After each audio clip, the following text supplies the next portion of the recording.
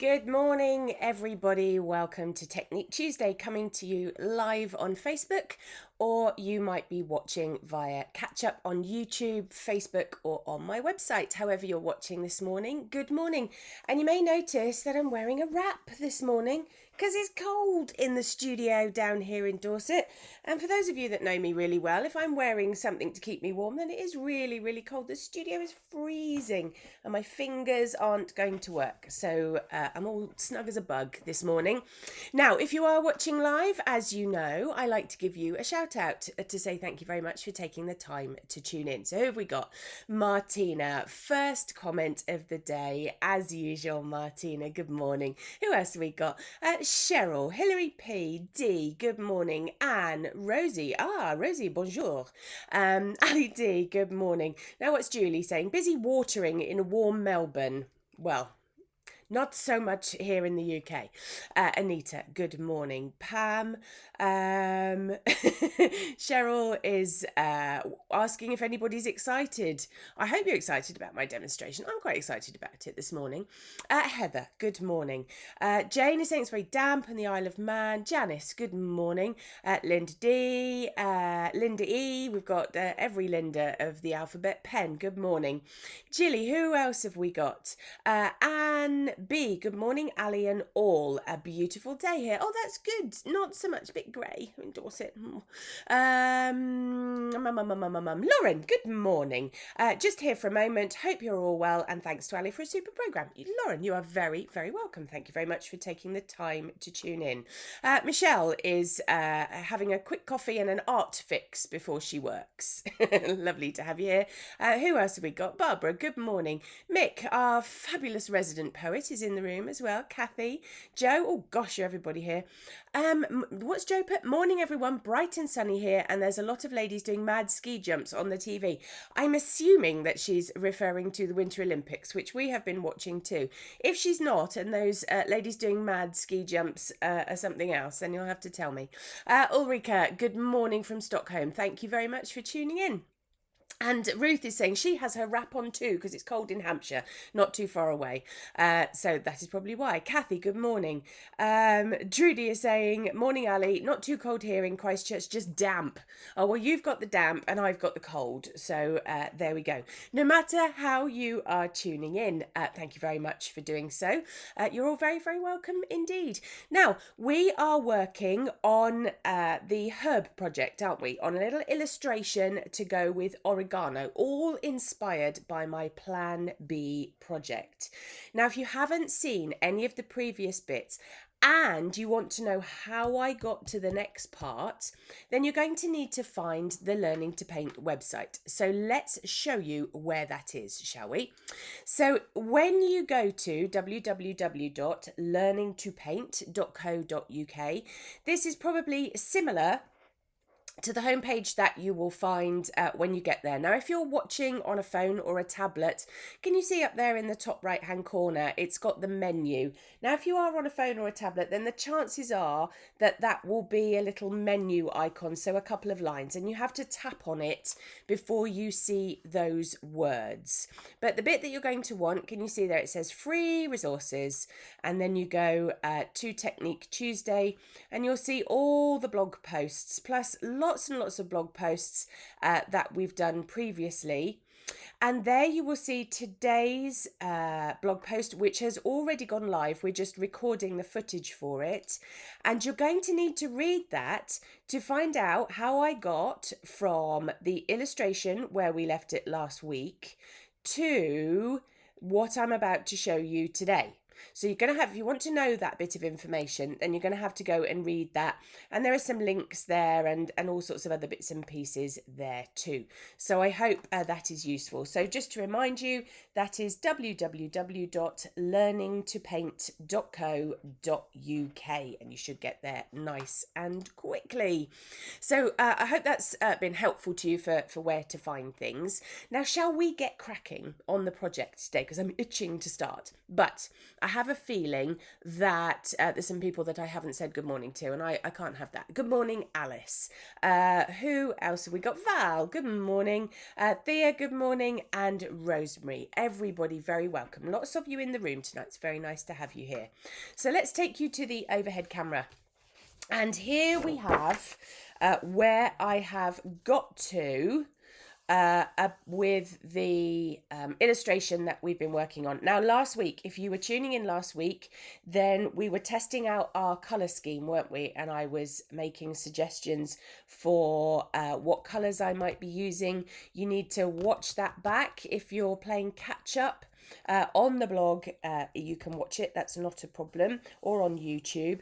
So I've taken those colour samples that we're using and I filled in my background. Now I wanted just to mention one thing about the background, because when I left you last week, do you remember me saying that I thought that the rectangle that I had drawn all the way around my illustration was a little bit out of sync? I knew it was out of sync on the paper.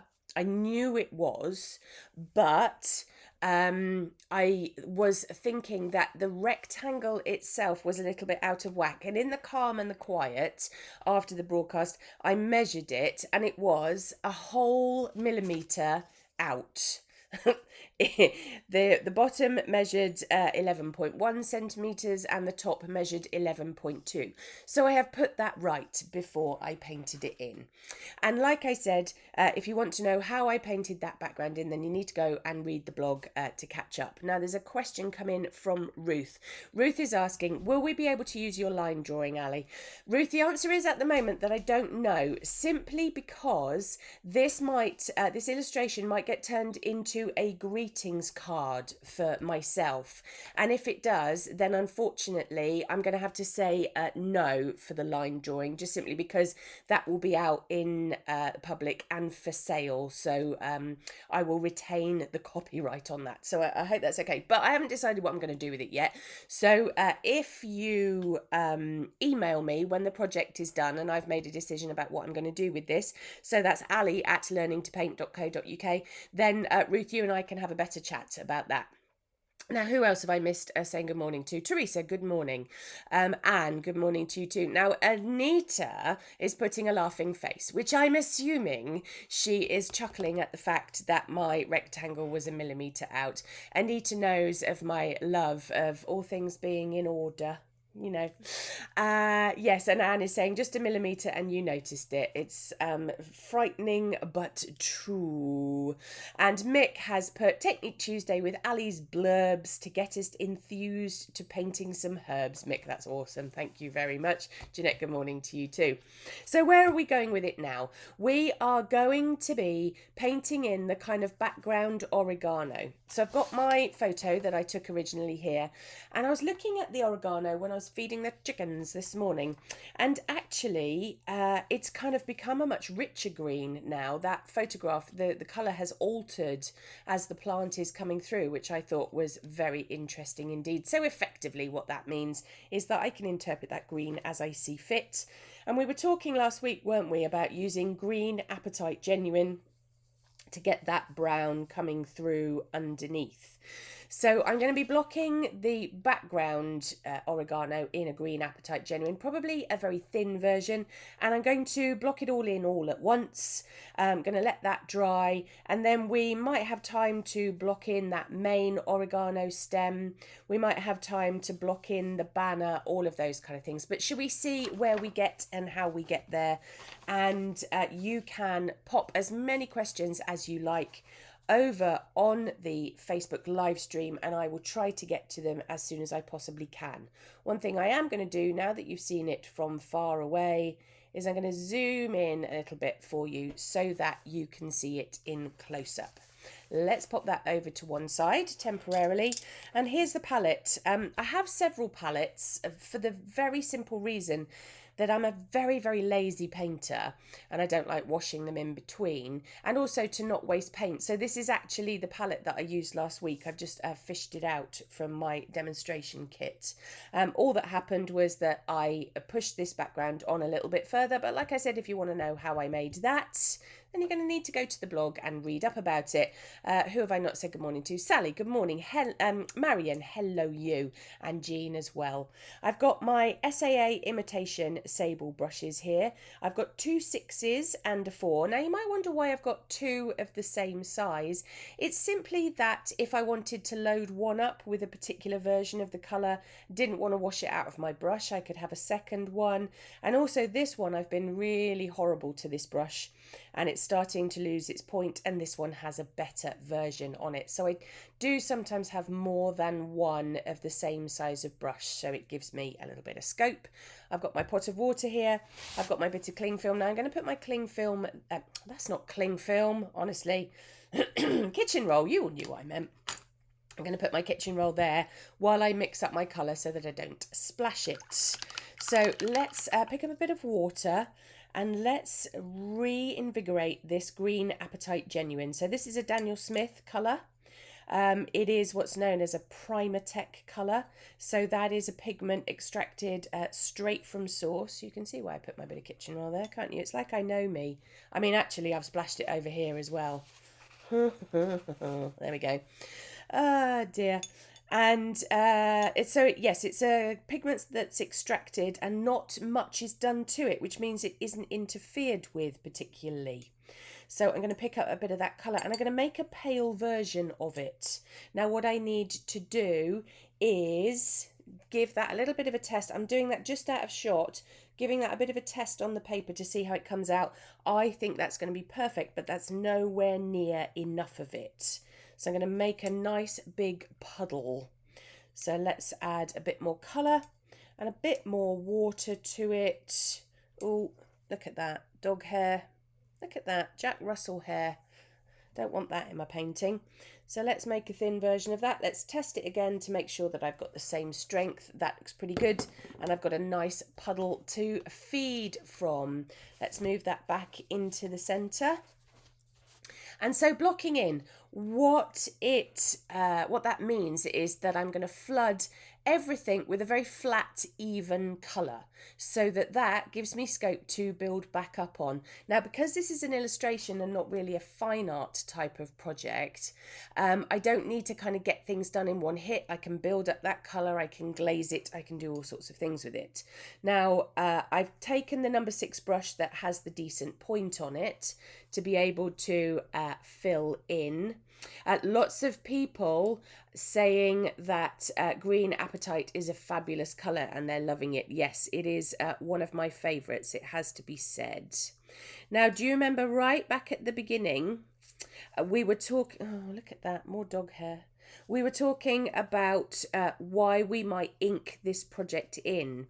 And if you remember correctly, I used a grey waterproof pen so that it kind of gave an outline to my project, but wasn't too harsh in comparison to using a black pen or something similar. You can probably see now why I did that. I did it so that when I block this colour in, it doesn't obliterate all of it. And I'm very glad for those things now. I can see from the live Facebook feed that some of you are having issues with watching this back, that it's hiccuping and it is generally playing up. It is absolutely fine at my end, and I think some of you have an okay broadcast too. So I would say that that's either Facebook or it is your internet, sadly, because I've got a really strong signal here today. So apologies if you are having a few issues. Unfortunately, there's nothing I can do to help right now. Maybe press the reload at the top of your browser or come out of your app and reload it again. Sometimes that just gives it a bit of a kickstart. Thank you to all of those who are being helpful and making comments in the chat. It's much appreciated. So as you can see, I'm sort of swirling the colour into place. I'm going back to my puddle of colour, picking up my colour, and let's show you that movement again. So it's kind of little circular motions to get that colour pasted into the space. Now, why is it little circular motions? It's circular motions to be able to make sure that the colour is nice and even, and to make sure that the colour spreads throughout the space. So give it that little kind of movement. Let's show you that. I'm going to have to do that several times, so you can keep watching for that. So I pop a little bit of colour down, and then I swirl it into place. Now this is quite detailed for me, isn't it? Those of you who are regular followers of my work and supporters of exhibitions and things will know that ordinarily I paint a lot bigger than this and a lot more impressionistically, but it's good for skills, isn't it? It's good for those brush skills where you're trying to get into the nooks and crannies. I've been working on something as a gift for somebody recently that's really detailed and pernickety, and actually it's been good to concentrate on those skills to be able to control the colour. So Pam is giving a piece of advice to those of you who are having a few issues with the broadcast and saying pause it for a little bit to allow it the buffering and the streaming to catch up a bit. That's really good advice, Pam. Thank you very much. So let's swirl that green apatite into those spaces. It is showing up well against the green that I put in the background, so that's pretty good. I've made a few, I'm not the tidiest of painters, it has to be said, made a few errors here and there. Maybe, let's get that swirled in. Let's go back to my palette, picking up colour every time. I'm not washing my brush out in between, I'm just going straight back in. There's no need to wash my brush out really. I've got the same colour on there, so I don't need to clean it off and start again. I can just go and pick more up. Let's get that colour swirled into these spaces. I'm doing it section by section, just in case, if I that's more habit than anything else, because the reason that I do it in that way is if I got interrupted, so if my phone rang or there was somebody at the door or an email came in that needed my attention, then I can stop and I won't get a tide mark. So that is, I know I'm not going to get interrupted today because you lovely people are sitting and watching, but there's a kind of habit that you can see before your eyes of me doing it a small amount at a time, just in case something happens. Also, I guess it's a good idea to be mindful of the quantity of paint that's going down on the surface so that one doesn't necessarily bleed into the other. Now, Anne is saying that the bee is standing out. Yes, I'm very pleased with that. You can probably see now why I've gone for such a pale colour in the background of the oregano. Because I want my bee and my banner and that kind of, do we call it a sprig of oregano? I guess we do, is going to stand out because it's going to be a much stronger colour. But we'll get to those bits in a little while. Now, the question is hanging over my head about how I might make these shapes look a little bit more three-dimensional. After my blocking in, am I going to kind of work them up to have more shading or more shadow? And the answer is probably, but I really don't want them to overshadow everything that's going to go on in the foreground. So they're not going to have as much detail as my bee, my banner, and that sprig of oregano there. So I need to think very carefully about how I get those in. Haven't quite decided how that's going to manifest itself yet, but I'm sure we'll get there at some point. Maybe I'll go back in with a little bit of pen. Maybe I will go back in with some watercolour pencil. I could, couldn't I? I could go back in putting a little bit of shading in with a watercolour pencil, which would be much more manageable. In fact, I am quite liking that idea. Now, I'm finishing the last little sections of this, and whilst I finish those last little sections, it's worth mentioning that we're going to be blocking everything in this week. So today, for the purposes of the recording, is the 8th of February 2022, and I'm blocking it all in today because next week on the 15th of February. That's going to be the last week on this project, because then I'm taking a week off for half term, and then I'm coming back with a brand spanking new project the week after that. So this gives you a little bit of an insight into how I'm kind of planning. Now, who is saying they're late to the party? Jo is saying she made it and apologising for late arrival. Jo, you know, I never need you to apologise. Lovely to have you here. Now, what's Patricia saying? Late to the party, cleaning fluff from the tumble dryer. Wow. You're just so rock and roll, Patricia. It's unreal this morning. I'm kidding, obviously. May all of your fluff have been cleaned from your tumble dryer. Right, there's that green all blocked in. Now, I could go straight in and do other things, but I would be a bit daft doing that, wouldn't I? So I'm going to give it a dry with a heat gun. So let's get that heat gun going. Also, really good timing on my part, because a very large helicopter just went over the studio and made a right racket. So hopefully you heard what I was saying and the heat gun kicked in fast enough. So let's give that a bit of a waft of heat. And it's drying nice and flat on the agave watercolour paper that I'm using. Let's give that a little bit longer.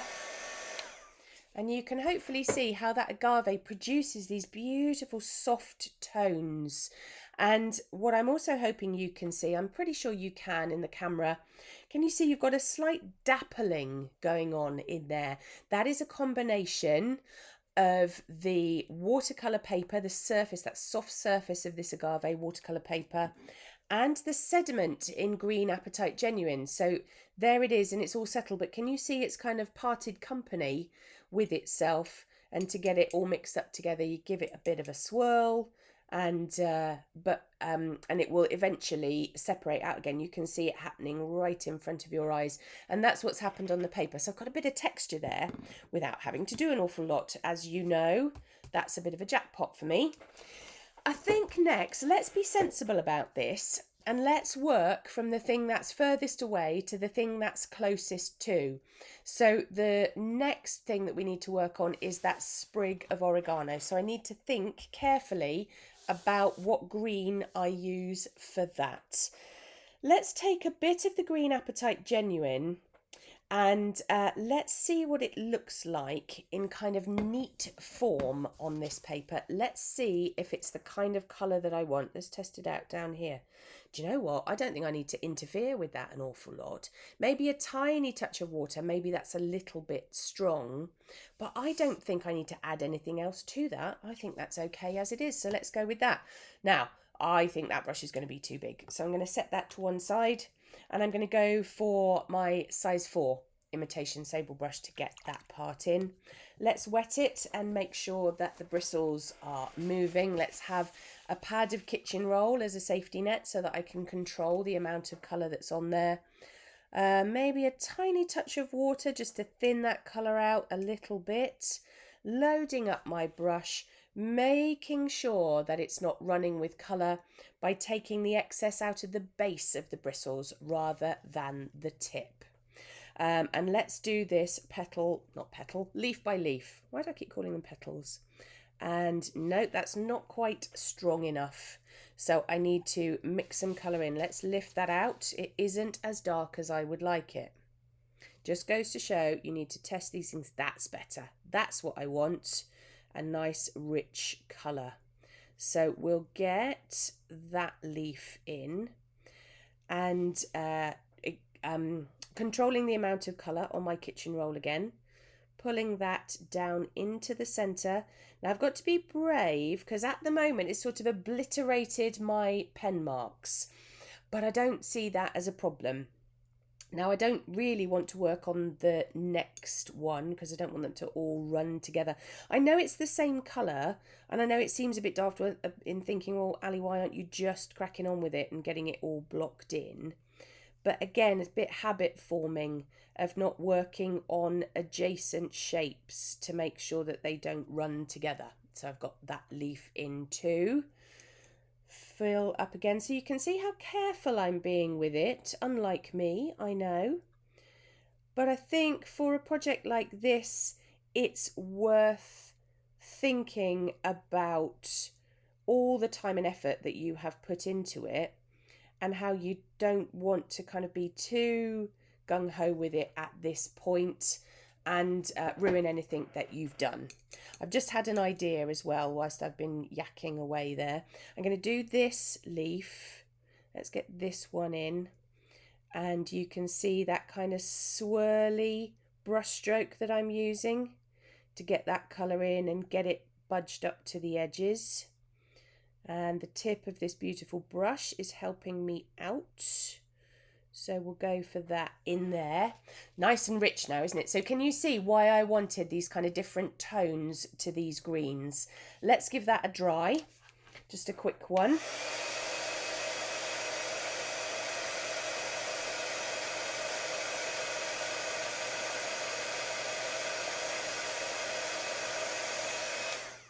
There we go, nice and dry. And we've got these two smaller leaves in the centre, and we've got the edges of these leaves where they have kind of curled over. So I think what I will do with that is make it a slightly brighter version. So let's move this to one side before we make a mistake. And let's introduce a little bit of that quinacridone gold that I was talking about last week. I'm not going to need an awful lot of it. Let's pick some of that up, put it elsewhere in my palette. That's a bit glow in the dark, isn't it? So I think what we will do is we'll tint it ever so slightly with some of that nice rich green apatite genuine.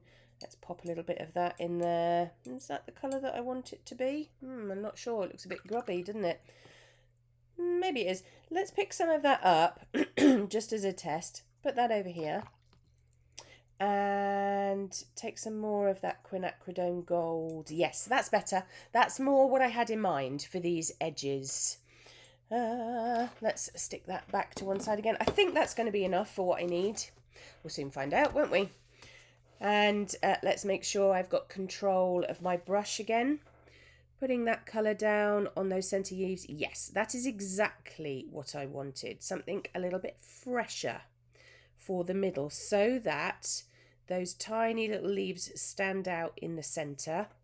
Then I can put these folded edges on these leaves. And this one too. It's a bit similar to the background, but I think it works. I think we'll get away with it. And then this one over here, and I'm going to put the stem in that colour as well. Now I know the stems of Oregano aren't this bright kind of greeny yellow, but they are in this. Okay, that's all right, isn't it? Let's give that a dry.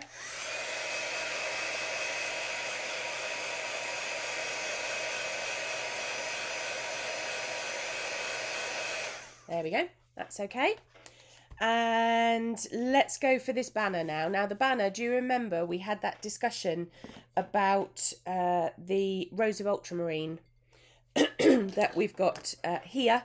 You can see that it's sort of split into its component parts. But I wanted something that would contrast with the greens that I had in the surrounding background.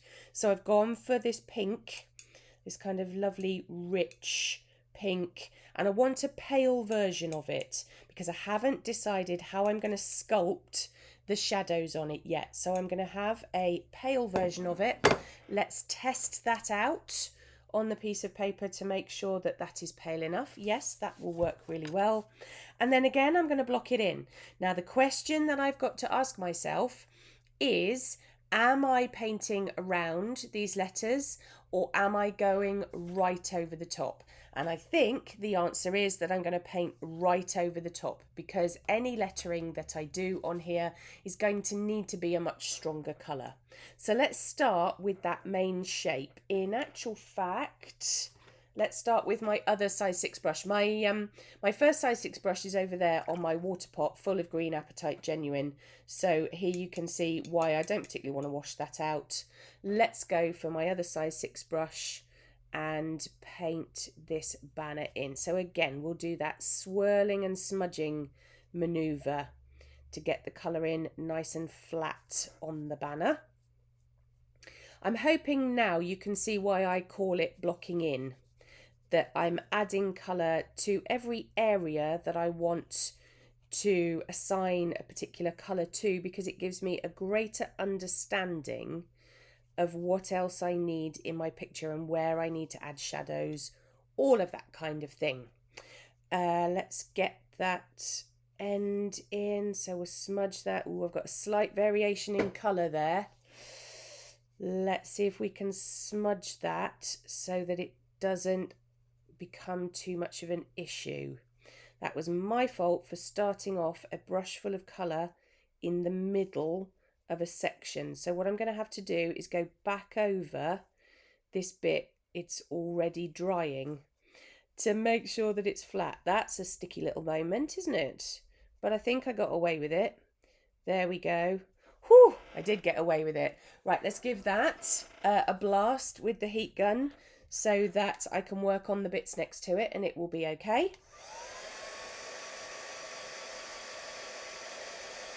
And it dries back lighter anyway, so you can probably see it changing in front of your very eyes.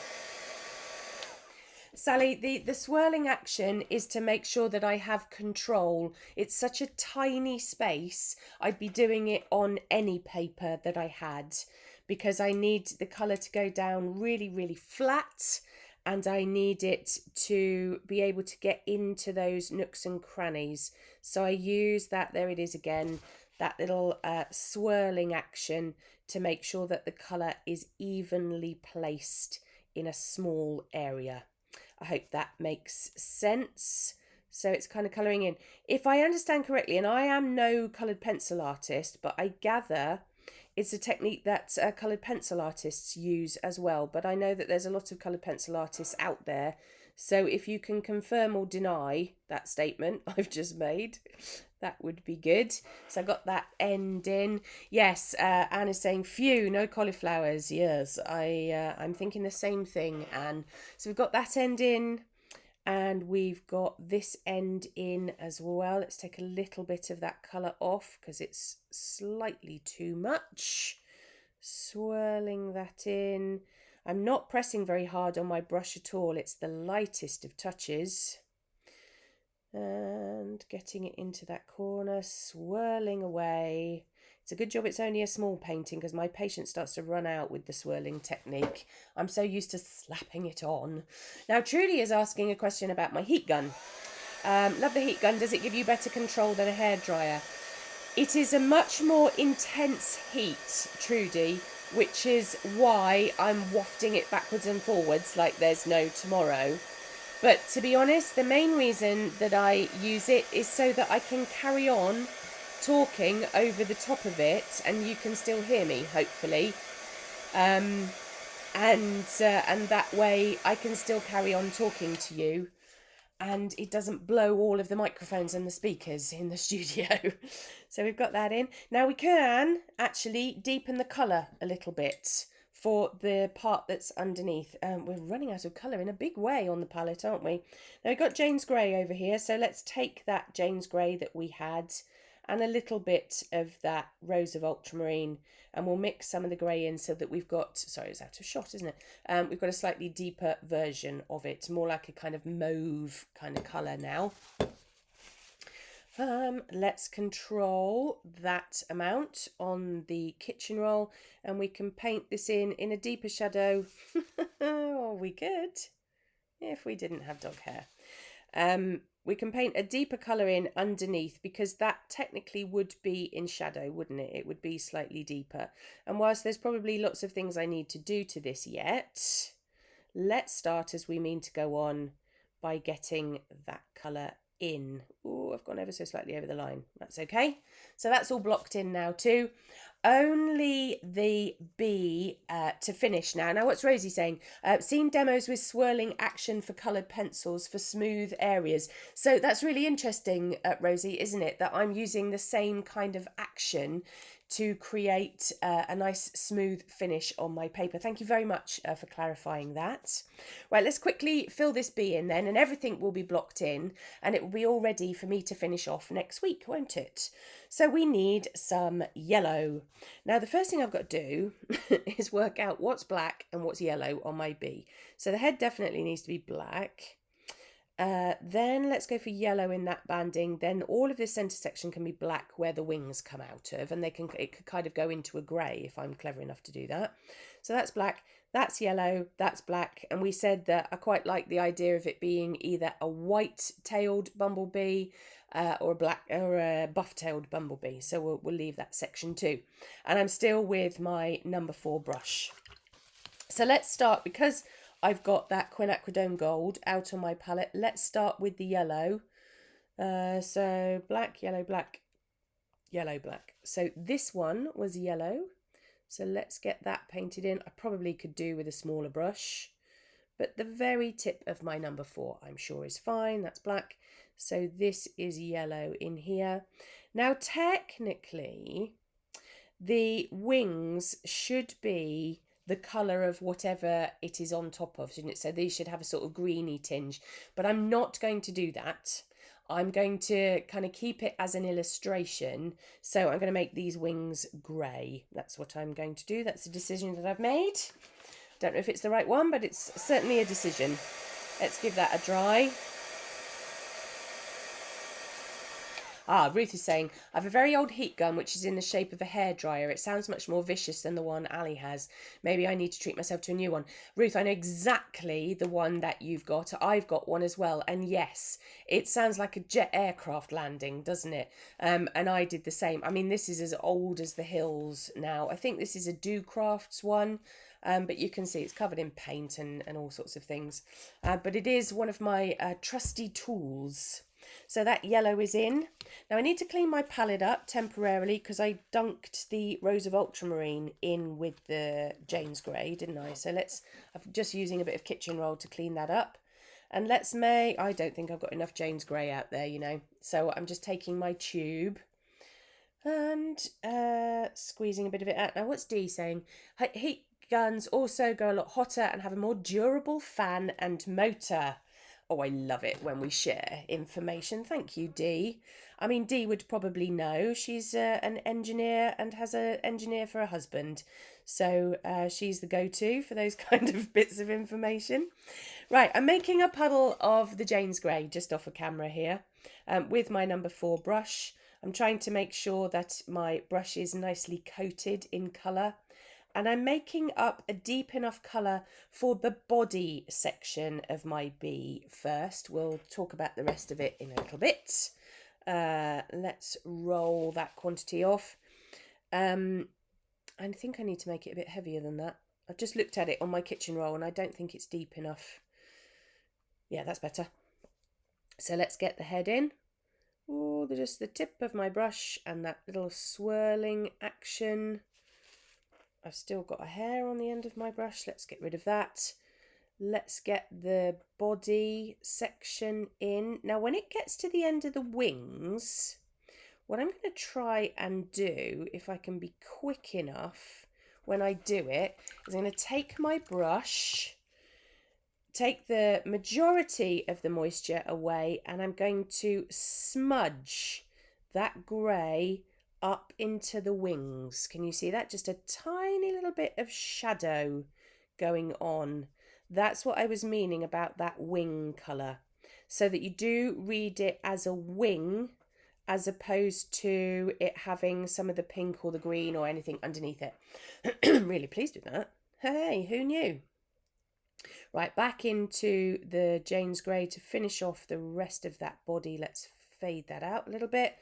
And then the nice kind of neat part of the Jane's Grey for this section just towards the back of the bee. So that swirling and smudging motion means I can get into the nooks and crannies of that furry effect as well. And there we go. So the bee is standing out really nicely. Really pleased with that.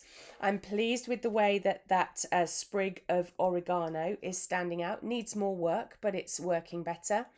The banner is a nice contrasting colour. I'm pleased with that. Obviously the lettering is now faded, but we can work with that. And obviously the oregano that's in the background needs a little bit of work. Now I'm not sure whether we are going to have enough time to do all of that in the last of the demonstrations for this project next week. But so what I might do is I might do a little bit of it and then we can play catch up when I see you next. And you can see I've got a lot warmer now. I've kind of built up a bit of adrenaline while I was painting, so I'm warmer and toastier now. Thank you very much for tuning in this morning. I hope that kind of the way that I talk about the things that I'm thinking about in terms of how I'm mixing my paint and those little tips and tricks for getting the colour on and how I load my brush. I hope all of those are useful to you, even if you're not doing a project that is the same as this one.